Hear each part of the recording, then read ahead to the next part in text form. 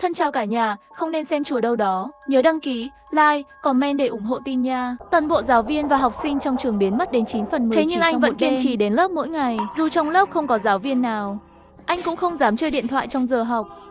Bởi vì những ai xáo phạm quy định của trường sẽ đột ngột chuyển đến không gian tận thế. Trường học vốn có gần 10.000 người, giờ đây chỉ còn lại chưa tới 700 người. Nhưng điều kỳ lạ là, trừ anh ra thì dường như không ai nhận ra điều đó. Những người khác vẫn đi học, đi làm bình thường. Vì vậy, anh bắt đầu có thói quen viết nhật ký.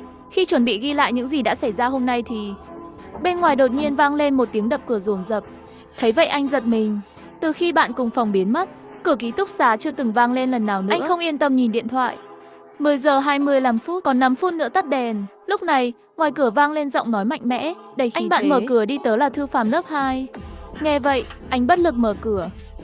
Cậu muốn gặp tôi có chuyện gì? Thư Phàm thì trông rất lo lắng. Đi cứu người thôi, ở ký túc xá nữ có cô gái sắp nhảy lầu, chúng ta đi giúp thôi. Hơn nữa, lần này còn có thể chính đáng vào ký túc xá nữ. Đây chính là thời cơ tốt để thể hiện khí phách của đàn ông chúng ta. Biết đâu lại được một cô hoa khôi khóa mỹ thuật để mắt tới. Nghe vậy, anh chỉ cảm thấy bất lực. Không có hứng cậu tự đi sao, cậu không thích con gái à? Anh chỉ vào giờ trên điện thoại. Cậu tự xem giờ đi. 10 giờ 28 phút, sắp đến giờ tắt đèn rồi. Thư Phàm không hiểu nhìn cậu. Chỉ vì sắp tắt đèn mà cậu bỏ lỡ cơ hội quang minh chính đại vào ký túc xá nữ hả? Anh hỏi lại. Cậu không nghĩ tắt đèn đi ngủ đúng giờ là rất quan trọng sao? Hai người nhìn nhau chăm chăm không thể hiểu được lựa chọn của đối phương. Anh rất bối rối, chẳng lẽ Thư Phàm này không phát hiện ra điều gì sao? Rồi anh cau mày hỏi, lớp cậu có mấy người? 3 người, cậu không thấy thế là ít sao? Có gì lạ đâu, lớp bên còn có một người kia kìa. Nghe vậy anh cũng bất lực. Quả nhiên ngoài mình ra, những người khác dường như không nhớ gì cả, giống như bản thân mới là kẻ khác thường. Rồi anh thờ đóng cửa lại. Sắp đến giờ tắt đèn rồi ngủ ngon, vừa lúc cởi đồ lên giường chuẩn bị tắt đèn thì đột nhiên ký túc xá cúp điện. Thời gian trên điện thoại đúng lúc nhảy đến 10 giờ 30 phút. Cùng với giờ tắt đèn, tiếng nói chuyện của Thư Phàm ngoài cửa đột ngột dừng lại, cứ như thể bị tắt tiếng vậy. Anh trùm đầu trong chăn. Đêm nay có vẻ lại mất ngủ rồi. Những học sinh xáo phạm quy định của trường sẽ biến mất một cách vô lý. Vài tháng trước, kể từ khi bạn cùng phòng không quay trở lại, anh đã phát hiện ra điều này. Không ai nhớ đến bạn cùng phòng của mình. Ngoài chính anh đã cố gắng báo cho giáo viên và hiệu trưởng nhưng đều không có tác dụng, bởi vì người mất tích đã bị mọi người quên lãng. Còn về việc báo cảnh sát, tất cả các cuộc gọi ra ngoài trường đều bận máy. Như thể toàn bộ trường học đã trở thành một thế giới độc lập. Khi thời gian tắt đèn đến, như anh đã dự đoán, có lẽ Thư Phàm cũng sẽ biến mất trong ký ức của mọi người. Ngay lúc đó, một giọng nói quen thuộc vang lên trong hành lang ký túc xá. Tắt đèn rồi, đừng nói chuyện nữa, đi lung tung ở ký túc xá và nói chuyện to, nếu bị bắt sẽ trừ 10 điểm. Nghe thấy tiếng động anh đột ngột vén chăn lên. Ánh mắt lóe lên vẻ ngạc nhiên. Cô quản lý quay về rồi. Nhưng chỉ hơn 1 tháng trước, cô quản lý ký túc xá cũng biến mất một cách bí ẩn. Lúc này, tiếng của cô lại vang lên từ hành lang. Đây là lần đầu tiên một người đã biến mất lại xuất hiện. Khi anh khoác áo chuẩn bị mở cửa, cảm giác bất an không rõ lý do lan tỏa trong lòng. Quản lý ký túc xá đã vừa nãy, Thư Phàm lại biến mất. Anh nín thở lé nhìn ra qua mắt mèo. Hành lang trống rỗng, đèn trên lối đi cũng đã tắt hết. Thấy vậy lòng anh lạnh lẽo. Không có ai sao lại không có ai? Đã 10 giờ tắt đèn rồi, tuân thủ nội quy trường, đi ngủ đi. Âm thanh của cô quản lý ký túc xá lại vang lên trong hành lang. Thấy cảnh này, đầu anh như muốn nổ tung. Tim đập loạn nhịp. Anh từ từ lùi lại muốn về giường. Kèm theo tiếng kêu cót két, cánh cửa lớn phát ra âm thanh chói tai. Mắt anh mở to, chằm chằm nhìn vào cánh cửa. Tay nắm cửa di chuyển, đúng là có người đang mở cửa. Tắt đèn rồi không được nói chuyện. Giọng của cô quản lý ký túc xá kéo dài rất lâu. Anh mở miệng ra, họng khô rát đến cực điểm. Không biết mình có nên trả lời không. Khi tay nắm cửa bị ấn xuống, cửa từ từ mở ra. Trong lòng anh liên tục cầu nguyện, kháng cự với những gì sắp xảy ra. Cửa mở đến nửa chừng thì đột nhiên dừng lại. Và kèm theo giọng nói không có cảm xúc của cô quản lý ký túc xá. Tắt đèn rồi không được tùy tiện đi lại, ai xáo phạm nội quy sẽ bị xử lý nghiêm. Anh đứng im ở đó rất lâu, cho đến khi hành lang hoàn toàn không còn tiếng nữa. Lúc này anh mới hồi hộp nhận ra, với tốc độ nhanh nhất trong đời quay lại giường mình. Giường ở đâu mà rút lui? Ai cũng biết ma không thể tấn công người trong chăn. Anh thì thầm những gì mình nghe thấy lần cuối. Ngoài cửa rốt cuộc có phải là cô quản lý ký túc xá? Nếu đúng không? Vậy thì rốt cuộc cô đã xảy ra chuyện gì? Nếu không phải, vậy cô ấy rốt cuộc là ai? Càng nghĩ càng thấy rợn tóc gáy, cuộn tròn trong chăn trằn trọc. Cuối cùng khó khăn là mới ngủ thiếp đi. Tuy nhiên, anh không biết rằng có 2 đôi mắt đang nhìn anh từ tầng thượng của tòa nhà không xa. Có lỗ hổng không ngờ, tưởng chỉ là sự kiện quy tắc cấp C, thế mà lại bước vào giai đoạn 2, chúng ta bị mắc kẹt trong ngôi trường này, giờ làm sao đây? Chúng ta bị mắc kẹt không liên lạc được với trụ sở chính chỉ là sự kiện cấp si trừ khi hai chúng ta ngủ, nếu không thì quân tiếp viện sẽ không đến. Thấy cô gái bắt đầu nghiêm túc, người đàn ông đeo kính râm không khỏi rùng mình. Đội trưởng thằng nhóc này có gì đặc biệt? Sự kiện quy tắc bước vào giai đoạn thứ 2 mà vẫn còn tỉnh táo xem ra không đơn giản. Có thể cậu ta là chìa khóa giúp chúng ta giải quyết vụ việc và rời khỏi đây. Vì vậy, có thể cậu ta cũng là kẻ thức tỉnh bên rìa quy tắc. Cũng có thể là nguồn gốc của toàn bộ sự kiện quy tắc. Cô gái nghiêm túc nói, hy vọng là không phải một quy tắc có thể giữ tỉnh táo. Nguồn gốc của sự kiện chắc chắn không phải chuyện tốt. Sự hỗn loạn gây ra thậm chí có thể vượt quá thảm họa cấp VC. Chỉ cần nghĩ đến ý nghĩa của thảm họa cấp VC. Người đàn ông đeo kính râm thấy trong lòng lạnh lẽo. Thế phải làm sao khi cô kể lại kế hoạch một cách mạch lạc? Người đàn ông đeo kính râm lập tức há hốc miệng. Lúc này, ngày thứ 2 vừa sáng, anh lập tức sang lớp bên cạnh hỏi về chuyện của Thư Phàm. Nhưng mọi người trong lớp bên đều bối rối. Thư Phàm là ai? Quả nhiên ngoài anh ra thì không ai nhớ đến Thư Phàm. Tiếp theo lại hỏi các bạn cùng tầng ký túc xá. Đêm qua cậu có nghe thấy tiếng của cô quản lý không? Người được hỏi thì ngơ ngác. Quản lý? Trường mình làm gì có quản lý? Thấy cảnh này, anh thở dài. Từ lâu đã quen với những chuyện như vậy rồi. Sau đó định tranh thủ buổi sáng không có tiết để về ngủ một giấc. Khi đi qua rời ký túc xá nữ, một cô gái dễ thương ngoan ngoãn chủ động chào hỏi. Tên cậu là Cộng trừ đúng không? Tớ dõi theo cậu từ lâu rồi, tớ thích cậu làm người yêu tớ nhé. Anh bị cú sốc bất ngờ này làm cho choáng váng. Các chàng trai xung quanh nhìn bằng ánh mắt ghen tị. Nhưng anh lại do dự. Bởi vì trường quy định không được yêu đương. Vì vậy, anh đã không do dự từ chối yêu cầu của cô. Cô gái nghe lập tức ngẩn người. Có chút nghi ngờ không biết mình có nghe nhầm không. Các chàng trai đi ngang qua cũng sốc nốt. Sao có thể có người như vậy? Ngay cả lời tỏ tình của cô gái xinh đẹp như vậy cũng từ chối. Đúng đó. Sau đó, lợi dụng lúc cô gái còn đang ngẩn ngơ, anh tranh thủ bỏ chạy. Tuy nhiên, lúc này trên sân thượng của tòa nhà học, người đàn ông đeo kính râm ôm bụng cười ngã ngửa. Cười chết mất. Sở Tiểu Viên, cô cũng có ngày hôm nay. Cải trang tự tin nhất lại không ai để ý đến. Nhưng lúc này, Sở Tiểu Viên đã đến sau lưng hắn. Trong giọng nói có chút tức giận. Anh cười cái gì? Người đàn ông đeo kính râm lập tức thu lại nụ cười. Đội trưởng cô về rồi. Sở Tiểu Viên tức giận nói. Anh đã tìm được tài liệu mà tôi bảo chưa? Hắn lập tức lấy ra một tài liệu từ trong ngực. Sở Tiểu Viên nhận lấy tài liệu nhanh chóng liếc qua. Không đủ đi tìm tất cả thông tin của tất cả bạn bè của Cộng trừ đi. Nghe vậy, người đàn ông đeo kính râm gầm lên. Tôi mệt chết hả, đây là báo thù cá nhân. Thấy vậy, Sở Tiểu Viên ngẩng đầu khẽ nhấc ngón tay. Muốn thách thức quyền hạn của đội trưởng. Đánh một trận, nếu thắng tôi sẽ nghe lời anh. Nghe đến câu này, hắn lập tức hiểu ra. Nếu có thể đánh lại, thì làm sao hắn có thể cho phép một đứa nhóc chỉ tay vẽ chân trên đầu mình. Sở Tiểu Viên nhìn có vẻ như một cô bé 8-9 tuổi, thực chất lại sở hữu khả năng biến hình, có thể tự do bắt chước hình dáng của người khác. Biết đâu bản thể thực sự là một ông chú dâm dục hơn 50 tuổi. Thấy cảnh này, mặt hắn tối sầm lại. Niệm Niệm xoay người đi tìm tư liệu. Sở Tiểu Viên nhìn theo bóng lưng của người đàn ông đeo kính râm, lộ ra chiếc răng nanh nhỏ sắc bén. Tên này mời rượu không uống lại uống rượu phạt, vậy thì đừng trách tôi nặng tay. Một bên khác, anh vừa trở về ký túc xá, một hình bóng quen thuộc bỗng mở cửa bước vào. Thấy cảnh này anh lập tức bị dọa sợ. Người đến chính là Thư Phàm đã biến mất tối qua. Trước cảnh tượng này anh trợn mắt. Sao cậu lại ở đây? Hôm qua cậu đã mất tích rồi mà. Thư Phàm nghi hoặc lắc đầu. Mất tích cái gì? Tối qua tớ đến ký túc xá nữ cứu người, cậu không đi thì tớ đi. Về lời của Thư Phàm, trong lòng anh vẫn có chút cảnh giác. Liệu anh ấy thật sự không mất tích mà đã đến ký túc xá nữ? Anh bày tỏ sự nghi ngờ. Nhưng Thư Phàm trước mắt lại đang đứng sống động trước mặt. Nghĩ đến điều này tim anh đập mạnh. Nghĩ những sự kiện kỳ quái đã kết thúc. Ngay lúc này, Thư Phàm đột nhiên bí ẩn thì thầm. Thật ra tớ có gặp một chuyện. Cô gái tối qua đã nói cho tớ một điều về bí mật khổng lồ của trường học. Nghe vậy, lòng anh bỗng nhảy lên. Là gì? Đi theo tớ, tớ dẫn đến thì sẽ biết thôi.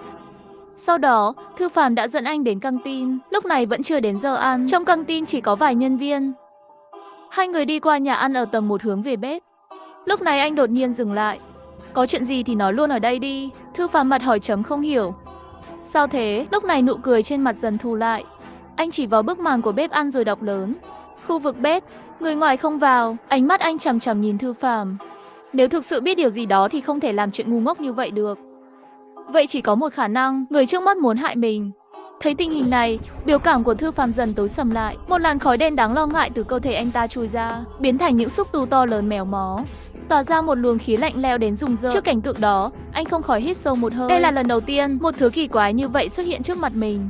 Anh không do dự mà hét lên với nhân viên nhà ăn. Nhưng họ dường như hoàn toàn không nhìn thấy. Chuyện đang xảy ra ở căng tin, giống như xảy ra trong một chiều không gian khác không thể quan sát được. Lúc này, trên nóc tòa nhà học ở xa, người đàn ông đeo kính râm cảm thấy lạnh sống lưng. Sở Tiểu Viên đúng là tàn nhẫn biến thành thế này, không sợ thằng nhóc mùm hạ, cho nên nói tuyệt đối không thể đắc tội với phụ nữ. Đây là một câu nói khôn ngoan. Lúc này giọng nữ vang lên từ phía sau. Anh đang làm gì thế, không phải tôi bảo anh kiểm tra hồ sơ sao? Người đàn ông đeo kính râm quay lại nhìn ngạc nhiên Sở Tiểu Viên ở phía sau. Đội trưởng, sao cô ở đây? Lúc này cô đã biến thành một cô giáo quyến rũ. Điều tiếp theo sắp làm rõ ràng là rất không đứng đắn. Sao tôi lại không thể ở đây? Người đàn ông đeo kính râm ngạc nhiên. Cô đang ở đây, vậy thì ai đang ở với cộng trừ? Lúc này trong nhà ăn, cơ thể của Thư Phàm đã bị tàn phá nặng nề và vô số xúc tu từ cơ thể anh ta nhanh chóng bò về phía anh. Anh thì đang trong nhà ăn ôm đầu chạy trốn, luôn nghi ngờ về sự xuất hiện đột ngột của Thư Phàm. Anh đã nghĩ chỉ cần không xáo phạm quy tắc thì sẽ an toàn. Ai mà ngờ giữa ban ngày ban mặt cũng có thể xảy ra chuyện này. Anh nghiến răng lao về phía trước, cố gắng hết sức để thoát khỏi căn tin. Nhưng ngay khi sắp chạm vào cánh cửa, 7-8 cái xúc tu nhảy nhụa đã đến trước một bước, đóng chặt cánh cửa căn tin lại. Mày không thoát nổi đâu, không ai có thể trốn khỏi đây. Giọng Thư Phàm lại vang lên. Sau đó, một vài xúc tu bay ra trói chặt anh lại. Dù cố gắng giằng co nhưng hoàn toàn vô ích. Lòng anh lạnh buốt. Rốt của cậu là thứ gì? Dường như thì trên mặt Thư Phàm đang nở nụ cười. Tao là quy tắc cũng là lỗ hổng. Ngay khi sắp ngất đi, chỉ thấy một bóng đen đập tung cửa nhà ăn ra. Lúc này bóng đen từ từ hiện ra. Chính là người đàn ông đeo kính râm nhìn lén anh trên nóc nhà ký túc xá. Nhưng vừa bước vào hắn đã bị cảnh tượng trước mắt làm cho sửng sốt. Chỉ thấy những xúc tu ấy đang dần dần biến mất. Một lúc sau tất cả đã bị xóa bỏ. Lúc này, rõ ràng là Thư Phàm cũng cảm thấy chuyện gì xảy ra vậy. Chỉ thấy khoảnh khắc anh chạm đất, cặp mắt bỗng trở thành một vùng tối vô tận. Dường như có một loại lực hút kỳ quái và đáng sợ xuất hiện. Cảnh tượng này ngay lập tức khiến Thư Phàm cảm thấy không ổn. Bản năng mách anh ta phải lùi lại, nhưng không thể nào thoát khỏi lực hút này. Với những cái xúc tu dần dần biến mất không dấu vết, không có bất kỳ dấu hiệu nào. Người đàn ông đeo kính râm đứng bên cạnh sững sờ. Định mệnh gì đây, thằng nhóc này làm gì vậy? Lúc này anh cũng không biết gì, chỉ cảm thấy khi sự sống bị đe dọa, não bắt đầu đau dữ dội. Vì vậy, cảnh tượng vừa nãy đã xảy ra. Không lâu sau, Sở Tiểu Viên mới đến nơi. Thấy cảnh này cô ngẩn người luôn. Từ khi nào mà anh giỏi như vậy? Mới có 2 phút mà đã giải quyết xong một lỗ hổng rồi. Đối với những người thức tỉnh thuộc loại biến thân như họ, muốn hoàn toàn tiêu diệt lỗ hổng không phải là chuyện đơn giản. Chỉ thấy người đàn ông đeo kính râm lộ vẻ nghiêm trọng. Không phải tôi là thằng nhóc kia làm đấy. Nghe vậy, Sở Tiểu Viên cũng không thể tin được. Lỗ hổng sinh ra từ giai đoạn thứ 2 của sự kiện quy tắc, kể cả bản thân cô cũng phải dốc sức giải quyết. Cậu nhóc này làm sao mà làm được vậy? Đã trôi qua hơn 10 phút, anh khó khăn đứng dậy, mới phát hiện có 2 người đứng cạnh. 2 người là ai? Ngay sau đó, người đàn ông đeo kính râm đưa một tấm danh thiếp. Không cần lo, chúng tôi ở đây để xử lý sự cố quy tắc lộn xộn. Đây là danh thiếp của tôi. Anh theo phản xạ nhận lấy. Chỉ thấy trên đó viết vài chữ: đội đặc nhiệm nhân viên hành chính cao cấp. Anh hít một hơi thật sâu rồi cẩn thận hỏi: đội đặc nhiệm là gì? Cậu có thể hiểu là quốc gia để đối phó với những sự kiện kỳ lạ xảy ra ở khắp mọi nơi, đã thành lập đội đặc nhiệm, tất cả những điều kỳ lạ trong bộ phận và nhà máy đều do chúng tôi phụ trách giải quyết. Lòng nhẹ nhõm hẳn. Cuối cùng anh cũng an toàn rồi. Tiếp đó, Sở Tiểu Viên nói thêm: đây không phải là nơi để nói chuyện, đi thôi, chúng ta tìm chỗ an toàn nói chuyện. 2 phút rưỡi sau, 2 người đến ký túc xá. Lúc này cô đã biến từ hình dạng một nữ giáo viên trở lại thành dáng vẻ thiếu nữ ban đầu. Anh nhìn cô mặt biến sắc. Ai vậy? Thấy vậy, người đàn ông đeo kính râm vội vàng giải thích: đừng lo, đây là đội trưởng của chúng tôi. Sở Tiểu Viên, năng lực của cô ấy là biến hình. Ngay lập tức hắn lấy từ trong áo tập hồ sơ đưa cho. Đây là hồ sơ của trường cậu. Anh nhìn xong cười khan 2 tiếng. Mấy người có làm việc nghiêm túc không vậy? Thời gian cũng viết sai nữa. Rõ ràng đây là năm 2022 mà. Nghe vậy, người đàn ông đeo kính râm và Sở Tiểu Viên đồng loạt nhìn về phía anh. 2 người đồng thanh nói: năm nay là năm 2024 mà. Nghe đến câu này anh lập tức cảm thấy tim mình đập mạnh. Biết họ không có lý do gì để lừa mình, nhưng anh thật sự nhớ năm nay là năm 2022. Nhìn chằm chằm vào một câu trên hồ sơ trông vẻ hơi thất thần. Bất kỳ người ngoài nào vào trường học, nếu không có thẻ sẽ bị cưỡng chế đưa ra ngoài trường và mất đi ký ức trong suốt 2 năm qua. Thấy điều này anh hơi rùng mình. Mình bị mắc kẹt trong trường suốt 2 năm rồi á. Nhưng vào lúc này anh bỗng nhận ra một điều: trường học nghiêm cấm người ngoài xâm nhập vào ký túc xá. Nhưng sao 2 người không bị gì? Nghe vậy, Sở Tiểu Viên giải thích: chúng tôi không giống người bình thường, bởi vì chúng ta đều từng may mắn thoát khỏi những sự kiện bất thường, nên đã có được sức mạnh để chống lại những quy tắc đó. Những người như chúng ta được gọi là người giác ngộ. Còn cậu cũng là người cùng phe với chúng tôi. Ý của 2 người tôi cũng là người thức tỉnh. Đúng vậy, chắc cậu không nhớ. Cậu đã gặp phải thứ đó ở căng tin. Thực ra là giải quyết được nhờ chính khả năng của chính cậu. Hẳn là cậu sở hữu một năng lực rất phi thường, chỉ là vẫn chưa điều khiển được tốt lắm. Nghe đến đây, anh lại cảm thấy đầu hơi đau. Bản thân cũng chẳng nhớ gì nữa. Không nhớ ra cũng không sao, chúng tôi đến đây để giúp cậu. Nhưng trước đó, chúng tôi phải xác nhận cậu không phải là nguồn gốc. Tiếp đó, người đàn ông đeo kính rút ra từ thắt lưng một con dao. Dùng con dao đó khẽ rạch vào đầu ngón tay, máu rơi xuống từng giọt. Hắn và Sở Tiểu Viên đều ngạc nhiên. Là màu đen không phải người thường mà chính là nguồn gốc. Ngay sau đó, người đàn ông đeo kính lập tức bước tới đè anh xuống. Thấy vậy, anh điên cuồng nói, không phải tôi, hai người nhầm rồi. Lúc này, người đàn ông đeo kính râm cũng có chút. Đội trưởng trông cậu ta có vẻ bình thường, chẳng lẽ chúng ta nhầm rồi? Chỉ thấy Sở Tiểu Viên thì thầm nói, thà giết nhầm chứ không bỏ sót. Nghe vậy, tâm trạng của anh có chút từ từ nhắm mắt lại. Nhưng đã qua rất lâu, vẫn không cảm nhận được cơn đau như dự đoán. Anh tức giận đứng dậy. Hai người đùa tôi à, cắt máu nhận thân hoàn toàn là giả. Nghe vậy, người đàn ông đeo kính râm lắc đầu. Lấy máu là thật, máu cậu đen cũng là thật, vậy nên sau khi thoát khỏi đây, em là phải đi kiểm tra cẩn thận đấy. Người cậu chắc chắn có vấn đề, tuy nhiên bây giờ cậu cũng được xem như là người thức tỉnh rồi, chỉ chưa biết có năng lực gì thôi. Nghe vậy, anh nín thở tập trung toàn bộ sức lực vào người. Theo thời gian dần trôi qua, toàn bộ khuôn mặt đỏ bừng lên. Tuy nhiên, không có chuyện gì xảy ra. Thấy vậy, Sở Tiểu Viên nhìn người đàn ông đeo kính râm. Anh nhìn nhầm không vậy? Chắc chắn không, tôi tận mắt thấy cộng trừ giết chết lỗ hổng đó. Hơn nữa cấp bậc không thấp, ước tính ban đầu ít nhất là B cấp trở lên. Nhưng anh đã cố gắng hết sức mà vẫn không thể phát huy năng lực của mình. Cuối cùng, ba người chỉ còn cách bất lực chấp nhận sự thật. Tiếp theo, Sở Tiểu Viên lấy ra 3 huy hiệu chia cho hai người. Bây giờ có thể sơ bộ xác định, nguồn gốc quy tắc có khả năng thay đổi trí nhớ của con người. Đeo huy hiệu để chứng minh ba người là đồng đội. Người đàn ông đeo kính râm cũng ném cho anh một khẩu hỏa kỳ lân. Sự kiện quy tắc thông thường, súng có thể giải quyết rất nhiều rắc rối. Nhưng lúc này mặt anh biến sắc, tiêu rồi mình vẫn còn tiết học. Bản thân là học sinh, phải đi học. 2 phút dưới sau, anh vội vàng chạy vào lớp học. Tiết học hôm nay là tiết lớn, vì vậy, số người trong lớp đông hơn bình thường. Anh đi đến một chỗ trống ở hàng ghế sau ngồi xuống. Bên cạnh bạn cùng lớp là Nghiêm Thành nháy mắt nói, huy hiệu trên ngực cậu là gì thế? Nghe vậy, anh cúi đầu nhìn vào huy hiệu. Đây là cái gì mình chưa thấy bao giờ nhỉ? Chắc là trò đùa của thằng ngốc Hoàng Chính Hân gắn lên cho tớ. Hoàng Chính Hân là ai? Bạn cùng phòng tớ. Vẻ mặt Nghiêm Thành khó hiểu. Bạn cùng phòng của cậu ở đâu ra? Nghe được những lời này, anh cũng sững sờ. Dường như có điều gì đó trong ký ức sâu thẳm bị xóa sạch. Anh nhìn giáo viên trên bục giảng, một cảm giác xa lạ dâng trào. Anh dùng 2 tay che trán, hơi thở trở nên dồn dập. Luôn cảm thấy như mình quên đi một điều gì đó rất quan trọng. Nghe vậy, Nghiêm Thành lập tức giơ tay báo cáo với thầy. Sau khi được thầy đồng ý, cậu ấy vội vàng đưa anh đi về phòng y tế. Nhưng khi tới cửa lớp, anh bỗng dưng dừng lại. Cậu bảo đưa tớ đến phòng y tế, nhưng trường chúng ta vốn dĩ không có bác sĩ. Lập tức, cả lớp đều im lặng. Trên mặt mọi người dường như phủ một lớp bóng tối. Lúc này, khuôn mặt của Nghiêm Thành cũng dần trở nên mờ nhạt, các bộ phận trên khuôn mặt dường như hoàn toàn biến mất. Anh vội vàng rút ra hỏa kỳ lân từ thắt lưng. Mặc dù đã quên một số điều, nhưng có một điều anh có thể chắc chắn, tuyệt đối không thể xáo phạm quy tắc. Kèm theo một tiếng nổ, Nghiêm Thành đứng trước mặt lập tức ngã xuống đất. Lúc này, thầy giáo trên bục giảng tức giận. Cộng trừ em có biết mình đã làm gì không? Đấy là phạm tội đấy. Mày lo cho cậu ta mà quên bản thân rồi, đúng chỉ không? Thấy anh lại giơ súng lên. Lực va chạm mạnh mẽ đã trực tiếp khiến thầy bay ra ngoài. Vào khoảnh khắc thầy giáo ngã xuống đất, các học sinh trong lớp cũng biến mất. Anh vội vàng lấy quyển nhật ký ra từ trong túi, ghi lại những sự việc đã xảy ra hôm nay. Dù lỗ hổng có khả năng thay đổi ký ức của bản thân, nhưng nó không thể thay đổi vật chất. Vì vậy, quyển nhật ký chính là công cụ tốt nhất để khôi phục lại trí nhớ. Khi tiếng chuông tan học vang lên, anh lập tức lao ra khỏi lớp học. Tự Minh, Sở Tiểu Viên, hai người đâu rồi? Ngay giây tiếp theo, người đàn ông đeo kính râm tên Tự Minh xuất hiện bên cạnh. Thấy vậy anh gào lên, suýt nữa là tôi gặp nguy rồi, các người không thấy sao còn để tôi một mình nữa.